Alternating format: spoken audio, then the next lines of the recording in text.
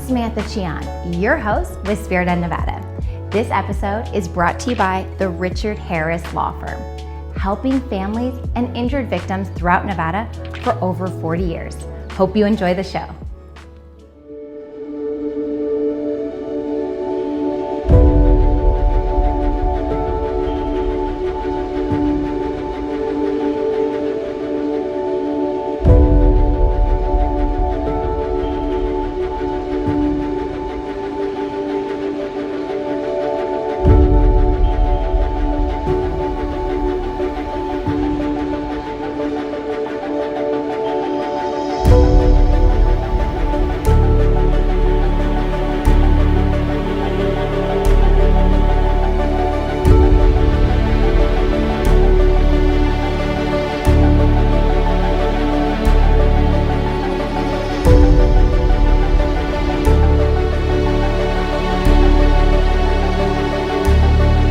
When you watch Spirit of Nevada, you get to know about all the people and places that make our state so wonderful to live in. Now, while Las Vegas is all about tearing down the old and putting up new things, we have preserved a few wonderful historic places.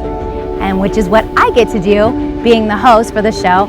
I get to tell you a little bit about them. Which brings me to Floyd Lamb Park at Tule Springs. We're gonna get into what makes this place so special.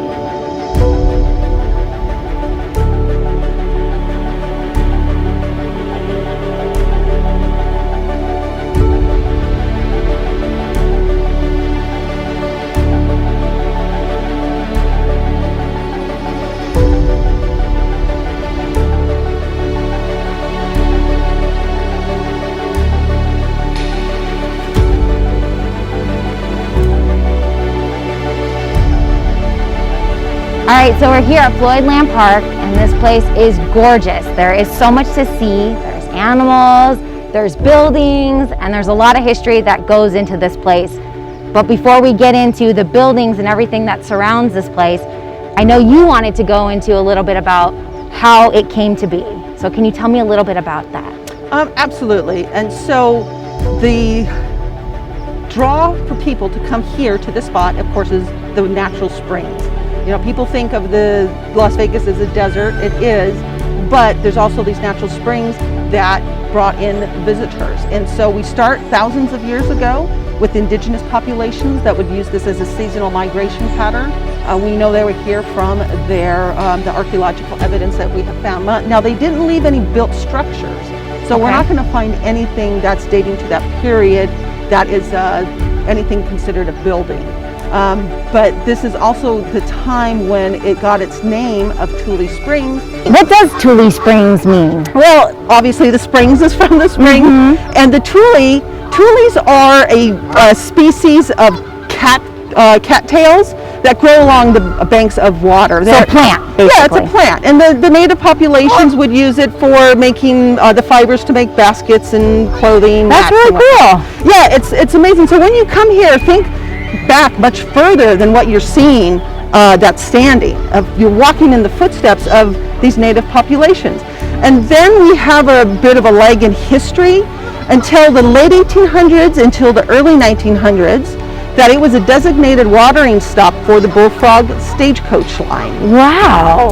Yeah, and so I know many people probably don't even know that when they come here. They would water the horses, the people would gather their water for their continuing journey to Rhyolite for the Bullfrog mines. I love Rhyolite. I've been there several times before. We filmed at the place, and I just enjoy seeing all the historic buildings and knowing now that this was one of the watering stops in order for them to get to Rhyolite. I just think it's just really cool. And I know there's other things that you wanted to get into as well about these buildings. Right, and so you see these buildings are very beautiful, aesthetically pleasing. They are. But I would love to show you the very first building on this property. Cool. All right, well, let's head over there. Okay.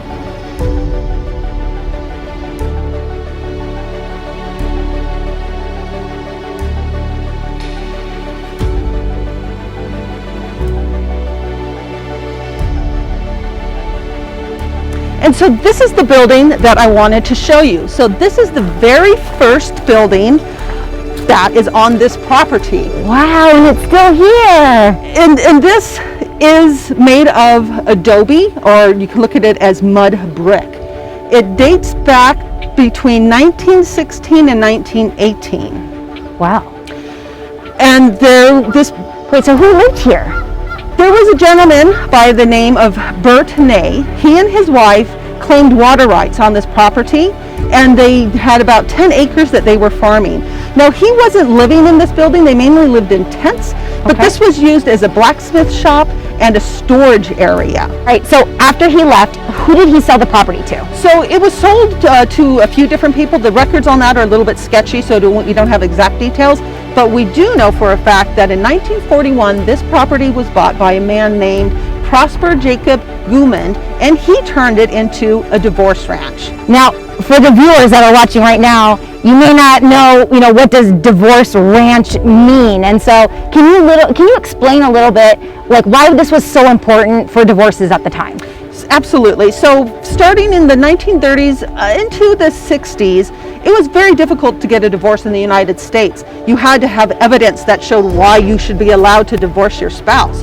Well, Nevada had pretty lenient divorce laws, and that means that you just had to say you were suffering from mental anguish and you could divorce your spouse. It started in Reno, trickled its way down here into Las Vegas. That meant anybody could come here to get a divorce, but the caveat is you had to be a resident. So what did it take in order for you to be a resident here? Like, how long was that time period? So you had to establish residency for 6 weeks. A continuous 6-week stay in the state said you're a Nevada resident. You could then go get your divorce. So the property that Mr. Gumand created here, all these beautiful houses that you see, were for that purpose. But I do want to say that it was, though, a working cattle and pig ranch at the same time. Wow. So you have divorce ranch, And then you have animals. And cowboys and ranch hands, working cattle ranch, divorce ranch, and all these buildings are dating from that 1940s period. A couple of them were built in the 50s. But what you're seeing here today, with a few refurbishments, some of the roofs have been repaired on some of them and replaced. What you're seeing is what you would have seen in the 40s if you came here to get a divorce, and it was mainly women that were coming here to get the divorces. The men sometimes, but it catered to a largely female clientele. That is just wild to think about, all this happening right here. Now, after the divorce ranch, after all that took place, what happened next? So after that, it was sold. Well, Mr. Gumand died in 1954. His granddaughter took over the ranch. She continued running it a bit of a dude ranch and still the working cattle and pig ranch. But she eventually sold it to investors. The investors in 1964 sold it to the city of Las Vegas, and it became a city park in 1964. And this is where you get all these peacocks that we see here, because while it was a city park, there was a zoological society here. There was a zoological society? And they brought in like lions, I think some primates, as well as these peacocks, and the peacocks are a remnant of that. And the peacocks are still here. Lions are out, but peacocks are. Right. And speaking of wildlife, there's bunnies too. There is, and unfortunately a lot of people come here to release their domestic rabbits. So there is a rescue society that live traps the rabbits, and they, in the milk barn, which is that building right there at the end, on Saturdays they have a bunny adoption fair, and you can come here and adopt a bunny. So for those viewers that are watching right now and you love bunnies, this is one of the places where you can adopt them and rescue them. Absolutely, yes. Very cool. I do want to show you some of the buildings that were the amenities afforded to the ladies that would come here for their 6-week residency. All right. And so what we're looking at here is those 1940s buildings that were for the guests, the ladies that were waiting here for their divorces. Now, you have 2 guest houses, this one that's to our left and the one that's behind this one. It could house between 10 and 12 people at a time. So while you're waiting here for 6 weeks, you have to do something. So they put you to work while you're here. Well, like I said, it was a working cattle ranch. You could probably go work with ranch hands, but it was for more pleasure. So there was a swimming pool here that you can see it's been backfilled, but you can see the outline of it there. Right over there. And right next to it is the bathhouse, and that is where you go and change into your swimming gear. The one beyond that is the generator house, because they did have obviously power and electricity here run by that generator. It seems like a cool place you'd want to hang out, though. I mean, you got the pool, you got the animals, you got the guest house. If you look at the old pictures here, there are so many pictures of the swimming pool, people enjoying the pool. You could go horseback riding, of course. There was a tennis court that's no longer there. You could go play tennis. You could then go to the outdoor barbecue, and the barbecue is still standing there. The original barbecue is still there. Yeah, and then right over there, pretty. Yep. So what is this building right here? So this is the water tower, again, built in the 1940s. It's the only structure here made out of wood. Yeah, it looks so different than the other ones. Yeah, you can see that it is obviously a wooden structure, where these are made out of concrete blocks that have been painted white. Now, the water tower was used as a water source for the ranch and for the guests that were staying here. But Mr. Goomand also knew that it looked was very aesthetically pleasing. It still is to this day. It is, and these structures, all these buildings, are what we call a vernacular ranch style, meaning it uses what is necessary in the land to make it work. But it does have a colonial revival look to it as well, which you can clearly see in the water tower. It does. Now, when so he owns this place, and I know you said earlier that the city made it into a park. I know there's a switch in names. Tell me a little bit about that. Right, so in, like I said, 1964, it's a city park. City of Las Vegas owns it. It became very expensive to run this park. So the state of Nevada said, well, we'll buy it from you. And this was at the urging of then Senator Floyd Lamb. So Floyd Lamb, okay, so we have a senator backing up a park. Exactly. Correct? Okay. And so he said, let's make this a state park. So it became Floyd Lamb State Park. And all of these modern buildings, like the bathrooms and the picnic shelters, those all were built during the time it was a city and state park. Again, a lot of them have been refurbished since then. And he was a very influential man at the time. I know he comes from, his brother also was a Clark County sheriff. Lamb Boulevard is still named after him. And so seeing that a senator was backing this park up is just so neat. Right, but it's no longer a state park. It's changed hands again. So again, in 2007, the city of Las Vegas bought it back. They retained part of the name, and it is now known as Floyd Lamb Park at Tule Springs. Well, thank you so much for your time and teaching me all about the history. Absolutely, it's been a pleasure, and you've taught me a thing or two as well. Awesome. All right, time to head over and do some fishing. Woo!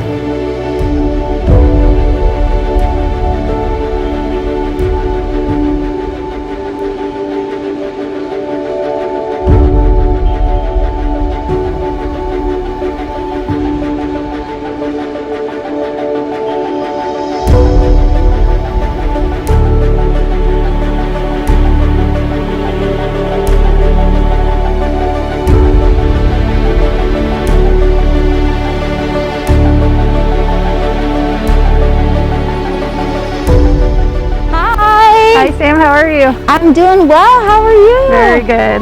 Thanks for coming out. Thanks for having us today. I see you have some fishing poles. Yes, Floyd Lamb is a great spot to fish, and it's right in some people's neighborhood.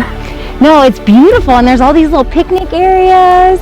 Yeah, you can do family picnics. You can find a secluded bench to sit on and be able to fish right into the waters. And we actually just stocked bluegill and catfish. Wow, today! Today! Yay, so we had good timing. Very good timing. Hopefully we'll see them spreading out into the water. How many times do they stock this pond with fish? So we stock almost every month, if not more, in the winter. The weather's so good down here in Vegas and Southern Nevada that you can stock at almost every month except for July. Even June's pushing it sometimes, so we try to do really early in June before our free fishing day in Nevada, and then we start at the end of August and it slightly cools off, but that July is around 110 to 120 and it's just too much. It gets too hot. Wait, you said free fishing day? We do have a free fishing day in Nevada. What does that mean? So it actually went through legislature and everything. All of our rules do. And we have a free fishing day, so anyone can go fishing. What day is that? It is always the second Saturday of June. Cool. I learned something new. That's awesome. Yeah, so normally, and we'll see, this park actually does a free fishing day event with the city, and then we usually do one in Boulder City as well. And so they get extra stocked with catfish and bluegill, and it's a lot of I fun. bet that's a blast to come out here. Now, and I know the animals, also the ducks, we see several different ducks and birds. Yes. I know they love it when you stalk. What types of animals can we see here? So we have a few resident Canadian geese that have not migrated but got stuck here during a migration, and I'm sure you guys got to see the goslings on the way in. We did. We saw the whole family. They were there greeting us.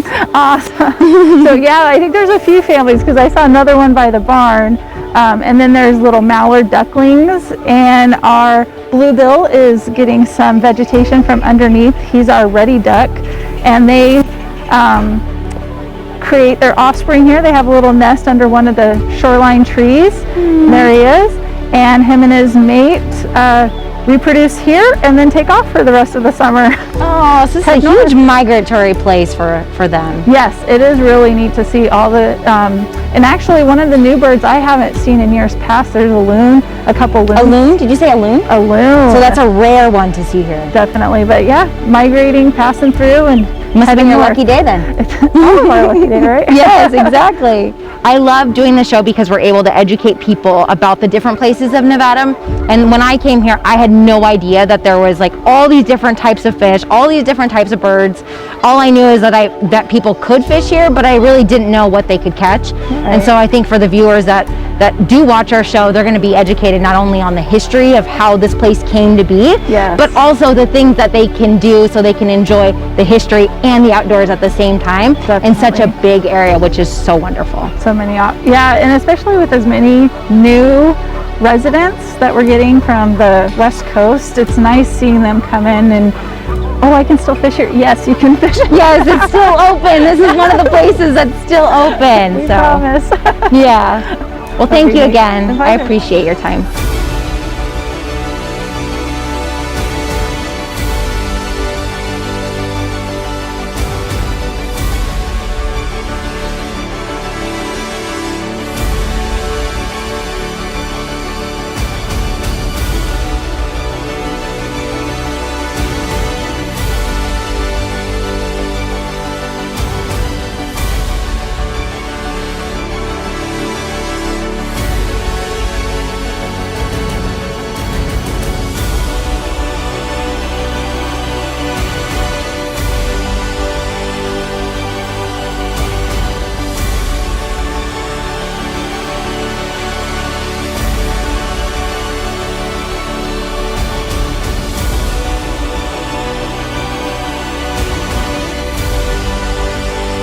Springtime, so get out there, make new memories, get adventurous, bring your friends and family, and make this one of your stops. I'm Samantha Chion, but you can call me Sam with Spirit of Nevada, brought to you by the Richard Harris Law Firm.